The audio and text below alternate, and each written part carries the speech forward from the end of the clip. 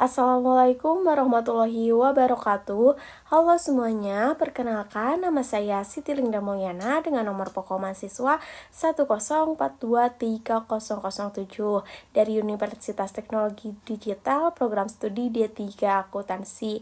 Nah, di video kali ini saya akan menjelaskan tentang materi ekuitas perseroan terbatas. Selamat menyaksikan. Jadi, ekuitas perseroan terbatas atau PT adalah bagian dari kekayaan perusahaan yang menjadi hak pemilik setelah dikurangi semua kewajiban atau utang. Jadi, di dalam PT itu pemilik perusahaan adalah pemegang saham sehingga ekuitas jadi hak kepemilikan para pemegang saham terhadap aset bersih perusahaan. Nah, ekuitas sering disebut juga sebagai modal sendiri karena berasal dari investasi para pemegang saham serta akumulasinya, keuntungannya yang tidak dibagikan atau tidak ditahan. Nilai ekuitas juga dapat bertambah jika perusahaan memperoleh laba dan menerima setoran modal tambahan dari pemegang saham, dan biasanya berkurang jika terjadi rugi atau pembagian dividen. Nah, untuk fungsi dan peran ekuitas, yang pertama yaitu sebagai indikator kekayaan bersih perusahaan. Jadi, ekuitas menunjukkan berapa besar kekayaan perusahaan yang dapat menjadi pemilik pemegang saham. Jadi, semakin tinggi ekuitas, maka semakin besar pula kekayaan bersih perusahaan. Jadi, menunjukkan bahwa perusahaan memiliki cadangan dana sendiri yang dapat digunakan untuk ekspansinya, untuk pembayaran dividen, atau mengatasi kondisi krisis tanpa harus bergantungan pada pinjaman dari pihak luar. Terus yang kedua, yaitu sebagai cermin kepemilikan dan tanggung jawab pemilik.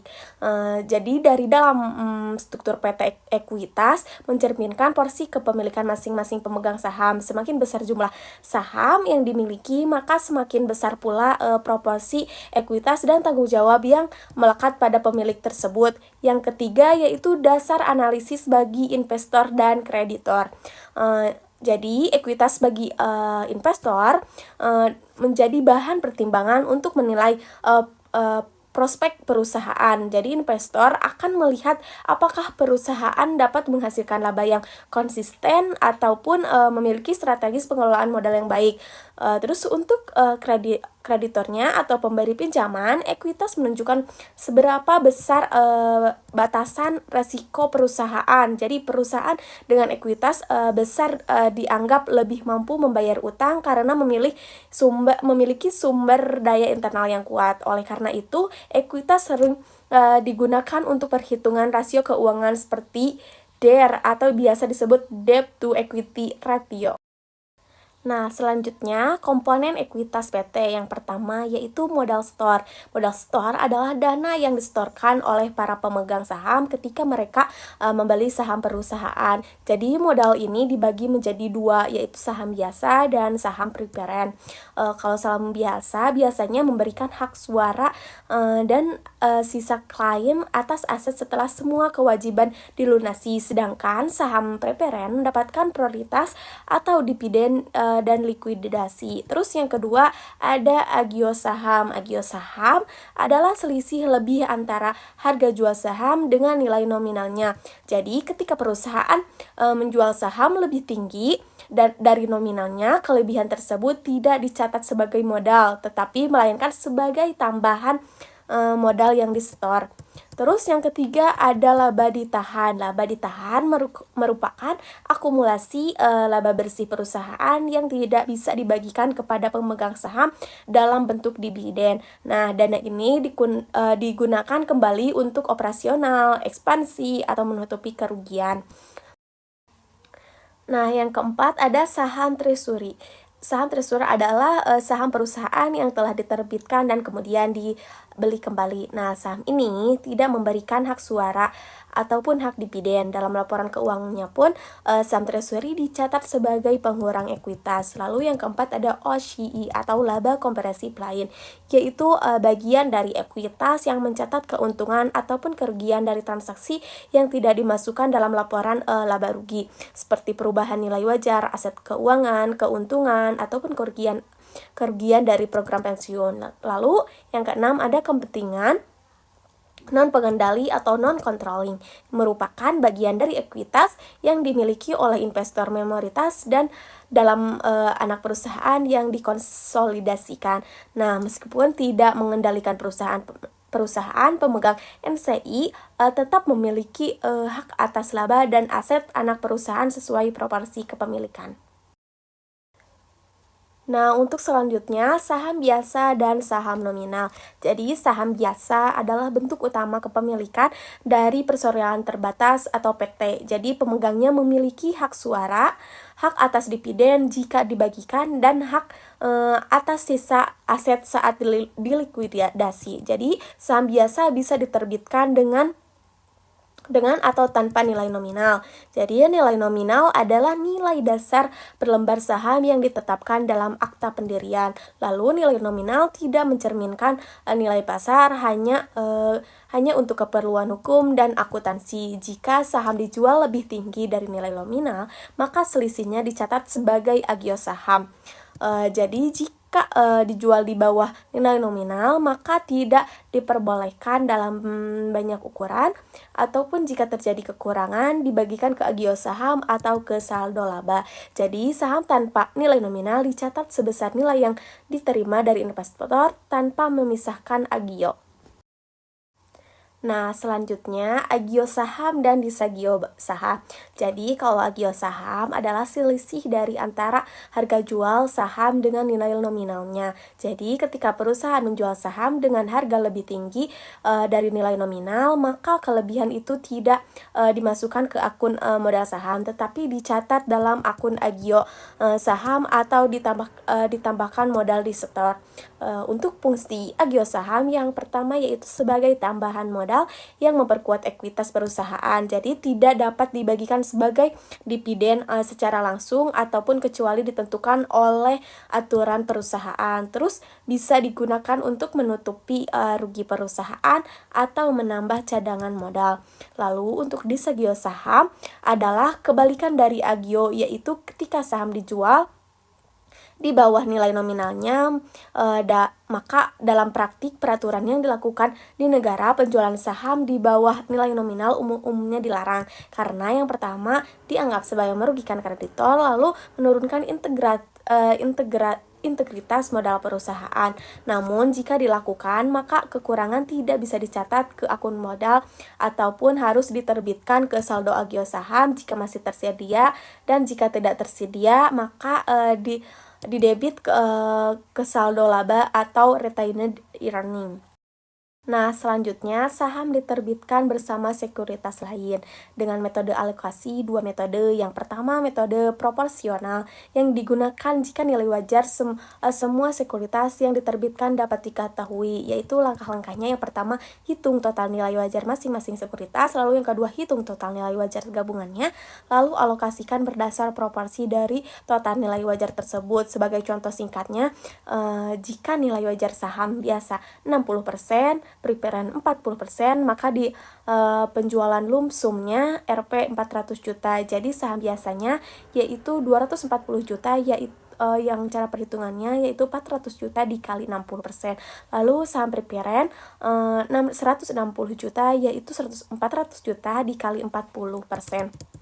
Nah, yang kedua, metode inkremental yang digunakan jika hanya salah satu jenis sekuritas yang diketahui nilai wajarnya. Langkah untuk menghitungnya, yang pertama, alokasikan dulu terlebih dahulu nilai wajar yang diketahui, lalu sisa dari nilai lump sum diberikan ke sekuritas yang tidak diketahui nilainya. Sebagai contoh singkat, di sini jika nilai wajar saham biasanya diketahui Rp 300 juta dan nilai lump sumnya 400 juta, maka saham biasanya 300 juta dan sisanya 100 juta untuk saham preference. Nah, selanjutnya saham treasury atau treasury stock. Jadi, saham treasury adalah saham perusahaan yang telah diterbitkan dan kemudian dibeli kembali oleh perusahaan itu sendiri. Sebagai ciri-cirinya yaitu tidak memiliki hak suara, tidak mendapatkan pembagian dividen, dan mengurangi jumlah saham yang beredar dan total ekuitas. Untuk pencatatannya, metode biaya yaitu harga beli saham dicatat di akun saham treasury sebagai pengurangan ekuitas. Lalu untuk metode nilai pari, pengurangannya dicatat pada akun atau dan modal saham dan agio saham. Alasan pembelian kembali, jadi meningkatkan laba bersaham dengan mengurangi saham beredar, lalu menyediakan saham untuk konversi karyawan atau seperti program opsi saham, lalu untuk mencegah pengambil alihan oleh pihak luar dengan mengendalikan jumlah saham yang di pasar. Nah, selanjutnya yaitu saham preference atau preference stock. Jadi, saham preference itu memberikan hak istimewa kepada pemegangnya terutama terkait dividen aset. Untuk dividen dapat mendapatkan dividen terlebih dahulu sebelum saham biasa. Lalu untuk asetnya prioritas atas pembagian aset saat likuidasi perusahaan. Jenis-jenis saham preference yang pertama kumulatif, yaitu dividen yang tertunda tetap harus dibayar sebelum saham biasa. Terus yang kedua partisipatif, yaitu dapat ikut serta menerima dividen tambahan setelah dividen biasa dibayar. Lalu yang ketiga convertible, dapat dikonversi menjadi saham biasa. Yang keempat yaitu callable, yang dapat dibeli kembali oleh perusahaan. Terus yang terakhir, redeemable, yang bisa ditebus oleh perusahaan dalam jangka waktu tertentu. Nah, selanjutnya kebijakan dividen. Dividen adalah pembagian laba perusahaan kepada pemegang saham. Jadi, pembagian dividen ditentukan oleh Dewan Direksi dan bergantung pada laba serta kondisi keuangan. Jenis-jenis dividen yang pertama ada dividen kas yang biasanya dibayar dalam bentuk uang tunai, dicatat sebagai pengurang laba, ditahan dan menjadi kewajiban saat diumumkan. Lalu yang kedua ada dividen properti yang dibayarkannya hanya bentuk aset non kas seperti barang ataupun surat berharga. Jadi aset dinilainya maka asetnya dinilai ulang ke nilai wajar dan diselisih dicatat sebagai laba atau rugi. Yang ketiga dividen likuidasi, yaitu pembagian yang bukan dari laba melainkan pengembalian modal kepada pemegang saham, lalu mengurangi ekuitas khususnya agio atau modal di store. Lalu yang keempat ada dividen saham yang pembagian sahamnya ditambahkan kepada pemegang saham tanpa kas keluar. Dividen tanpa kas keluar. Dividen yang terkecilnya yaitu 20% sampai 25% sebagai beredar yang dapat dicatat berdasarkan nilai wajar, sedangkan dividen besar yang lebih dari 25% tersebut disebut saham beredar atau biasa dicatat berdasarkan nilai nominal. Nah, di sini saya mempunyai soal ekuitas perseroan terbatas. Dengan soal sebuah entitas telah menerbitkan saham biasa 120 lembar dengan nilai yang dinyatakan 10.000 per lembar, nilai wajar saham biasa 12.500.